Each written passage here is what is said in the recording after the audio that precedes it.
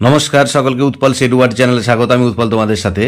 আজকের ভিডিওতে আমরা আলোচনা করব ক্লাস 8 এর লেসন 2 ইন্তিজার হোসেনের লেখা ক্লাউডস গল্পটিকে নিয়ে। আগের ভিডিওতে আমরা ক্লাউডস গল্পটির প্রথম ইউনিটটির প্রতিটি লাইনের বাংলা অনুবাদ ব্যাখ্যা করেছি এবং অ্যাক্টিভিটি 1, 2 এবং 3 এই তিনটে অ্যাক্টিভিটির উত্তর নিয়ে ডিটেলস আলোচনা করেছি। আজকে আমরা পার্ট 2 অর্থাৎ 18 পাতা থেকে প্রতিটি লাইনের বাংলা অনুবাদ ব্যাখ্যা করব এবং পার্ট 2 এর শেষে বা ইউনিট 2 এর শেষে যে অ্যাক্টিভিটিগুলো আছে তার উত্তর নিয়ে ডিটেলস আলোচনা করব। তাই তোমরা ভিডিওটা স্কিপ না করে অবশ্যই প্রথম থেকে শেষ পর্যন্ত দেখবে। আর যারা আজ আমার চ্যানেলটা প্রথম দেখছো বা চ্যানেলটা এখনো সাবস্ক্রাইব করোনি তারা অবশ্যই চ্যানেলটা সাবস্ক্রাইব করে পাশে থাকা বেল বাটনটা প্রেস করবে, যাতে পরের ভিডিওগুলো আপলোড করার সাথে সাথে তোমাদের কাছে নোটিফিকেশন পৌঁছে যায়। চলো শুরু করা যাক আজকের বিষয়। His mother was the first, তার মা ছিলেন প্রথম ব্যক্তি। হি had asked in the morning, যাকে সে সকালবেলায় জিজ্ঞাসা করেছিল। তার মানে সকালবেলা তার মাকেই সে প্রথম জিজ্ঞাসা করেছিল, আম্মাজি হোয়ার হ্যাভ দ্য ক্লাউডস গন, আম্মাজি মেঘ কোথায় গেল। Who has gone where, আম্মাজি shed, তার আম্মাজি বললেন কে কোথায় গিয়েছে। অ্যাজ ইফ যেন হি হ্যাড আস্কড, সে জিজ্ঞাসা করেছিল অ্যান এক্সেপশনালি স্টুপিড কোশ্চেন, একটা অস্বাভাবিক রকমের কোনো বোকা প্রশ্ন। ক্লাউডস মেঘ, ক্লাউডস মেঘ, have you lost your mind boy, বাছা তুমি কি পাগল হয়ে গেছো। হারি আপ নাও, তাড়াতাড়ি করো এখন। ওয়াশ কুইকলি, দ্রুত হাত মুখ ধুয়ে নাও। ইট ইউর ব্রেকফাস্ট, সকালের খাবার খাও। অ্যান্ড গো টু স্কুল, তারপর বিদ্যালয়ে যাও। যে তাড়াতাড়ি হাত মুখ ধুয়ে সকালের খাবার খেয়ে বিদ্যালয়ে যাও। ডিজেক্টেডলি, মনমরা হয়ে, he washed his hands and face, সে তার হাতগুলো এবং মুখটি ধুয়েছিল। এট হিজ ব্রেকফাস্ট, সকালের খাবার খেয়েছিল। অ্যান্ড লেফট হোম, বাড়ি ত্যাগ করেছিল। যে সকালের খাবার খেয়ে সে বাড়ি থেকে রওনা দিয়েছিল। But the question still haunted him, কিন্তু এই প্রশ্নটা তাকে তখনও তাড়া করে বেড়াতে লাগলো। যে প্রশ্নটা কি পরীক্ষায় পড়ে, where did the clouds go, মেঘেরা কোথায় গেল। হি রিমেম্বার্ড, তার মনে পড়েছিল, what he had seen the night before, সে আগের রাতে যা দেখেছিল। কি দেখেছিল দেখো, পরীক্ষায় এটাও প্রশ্ন পড়ে। Clouds gathering in the dark sky, অন্ধকার আকাশে মেঘ জমেছিল। But when he went to sleep, কিন্তু যখন সে ঘুমাতে গিয়েছিল, the sky was clear and full of stars, আকাশ ছিল পরিষ্কার এবং নক্ষত্রে পরিপূর্ণ বা নক্ষত্রে ঢাকা। হোয়েন হি অ্যাওক এগেন, যখন সে আবার ঘুম থেকে জেগেছিল। He had no idea of the time, তার খেয়াল ছিল না সময়টা তখন কত। All he knew was that, সে এটুখানি জানতো যে it was the middle of the night, এটা ছিল মধ্যরাত্রি। Up there in the sky, আকাশের মাঝে, দ্য ক্লাউডস ওয়ার রামলিং, মেঘ গুড়গুড় করছিল। In the occasional flashes of lightning, মাঝে মাঝে বিদ্যুতের ঝলকানিতে। They were dense and black, তাদেরকে দেখাচ্ছিল ঘন এবং কালো। ইট লুকড, দেখে মনে হচ্ছিল, as if it will be raining, যেন বৃষ্টি হবে। Rain will have ruined his sleep, বৃষ্টি তার ঘুমের ব্যাঘাত ঘটাবে। হি নিউ, সে জানত। When he got up in the morning, যখন সে সকালবেলা ঘুম থেকে উঠেছিল। হি ওয়াজ অ্যামেজড, সে বিস্মিত হয়েছিল। The sky was clear and empty, আকাশ ছিল পরিষ্কার এবং ফাঁকা, মানে আকাশ আর কোনো মেঘও নেই আর বৃষ্টিও হয়নি, পরিষ্কার আকাশ। Not a trace of rain in the courtyard, উঠানে এক ফোঁটা বৃষ্টির চিহ্ন পর্যন্ত ছিল না। হি ওয়াজ সারপ্রাইজড, সে অবাক হয়েছিল। অ্যান্ড স্যাডেন্ড, এবং দুঃখিত হয়েছিল। কি জন্য পরীক্ষায় পড়বে দেখো, the clouds had moved across the skies, মেঘেরা ঘুরে বেরিয়েছিল পুরো আকাশে। Without shedding a drop of rain, এক ফোঁটাও বৃষ্টিপাত না ঝরিয়ে। যে সারা আকাশ মেঘেরা ঘুরে বেড়ালো কিন্তু এক ফোঁটাও বৃষ্টিপাত হলো না। And it saddened him to think that, আর এটা ভেবে সে দুঃখিত হলো দ্যাট, যে হি হ্যাড ফলেন অ্যাসলিপ, সে ঘুমিয়ে পড়েছিল। যে সে ঘুমিয়ে পড়েছিল ভেবে সে দুঃখিত অনুভব করছিল। কেন দেখো, হ্যাড হি স্টেড অ্যাওয়েক, যদি সে জেগে থাকতো, পারহ্যাপস সম্ভবত, the clouds would not have disappeared like that, মেঘেরা হয়তো এভাবে অদৃশ্য হয়ে যেতে পারত না। It would have been the season's first rainfall, এটা হয়তো হতো এই ঋতুর প্রথম বৃষ্টিপাত, মানে ওই ঋতুতে প্রথম বৃষ্টিপাত হতো সেই রাত্রেই, যদি সে জেগে থাকতে পারত। The month of the rains was slipping away, বৃষ্টির মাসগুলো আস্তে আস্তে পার হয়ে যাচ্ছিল, অতিবাহিত হচ্ছিল। He looked up once again at the skies, সে আবার একবার তাকালো আকাশের দিকে। Not a single patch of cloud, কোথাও মেঘের একটা ছিটে ফোঁটাও দেখতে পাওয়া গেল না, মানে একখণ্ড মেঘও কোথাও দেখতে পাওয়া গেল না।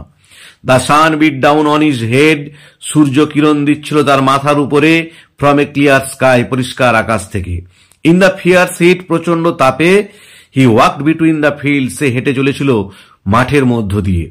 His body was on fire, তার শরীর আগুনের মতো উত্তপ্ত হয়ে উঠেছিল।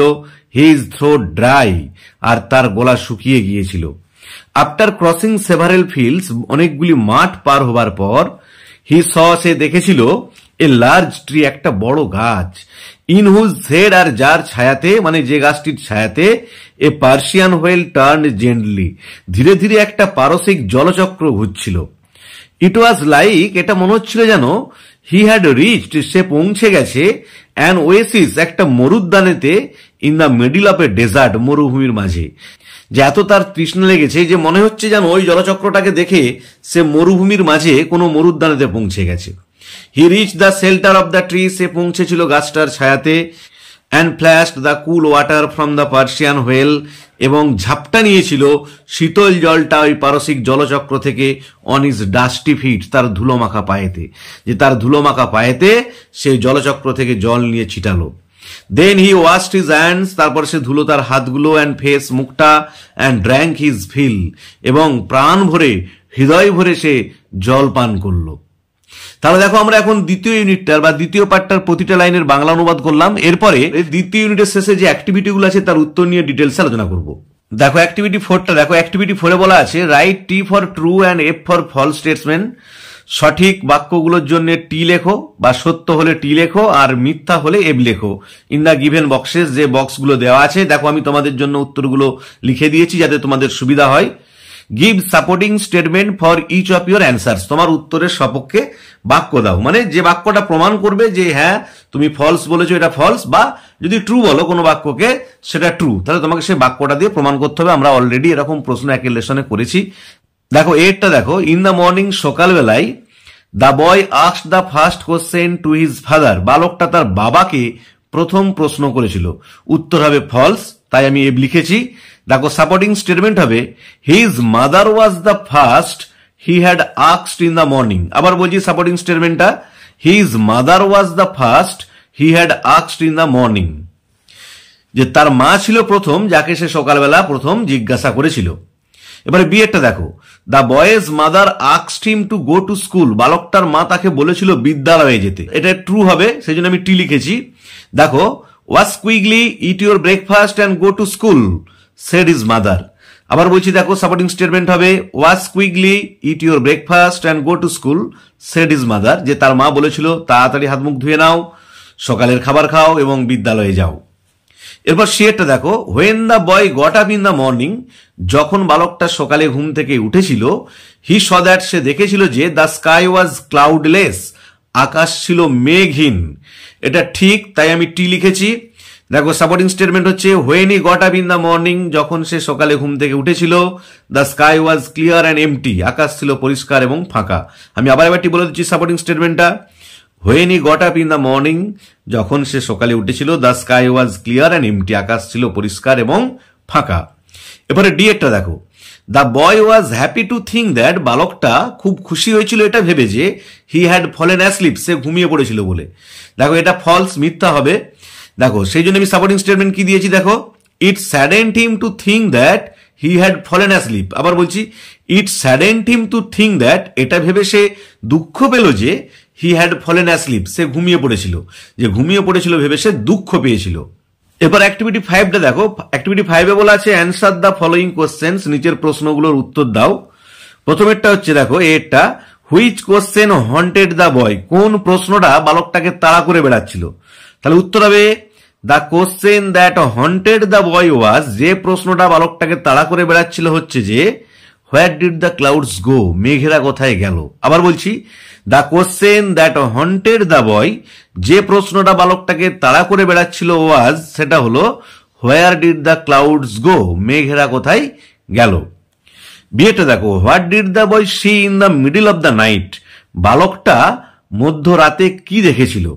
দেখো উত্তর হবে, in the middle of the night, মধ্যরাতে, the boy saw clouds gathering in the dark sky, বালকটা দেখেছিল অন্ধকার আকাশে মেঘ জমা হয়েছে। আবার বলছি, in the middle of the night, মধ্য রাতে, দ্য বয় স, বালকটা দেখেছিল clouds gathering in the dark sky, যে অন্ধকার আকাশে মেঘ জমা হয়েছে।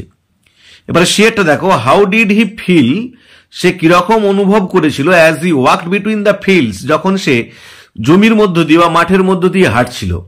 দেখো উত্তর হবে, when he walked between the fields, যখন সে জমির মধ্য দিয়ে বা মাঠের মধ্য দিয়ে হাঁটছিল, হি ফেল্ট ফিয়ার্স হিট, সে প্রচন্ড তাপ অনুভব করেছিল।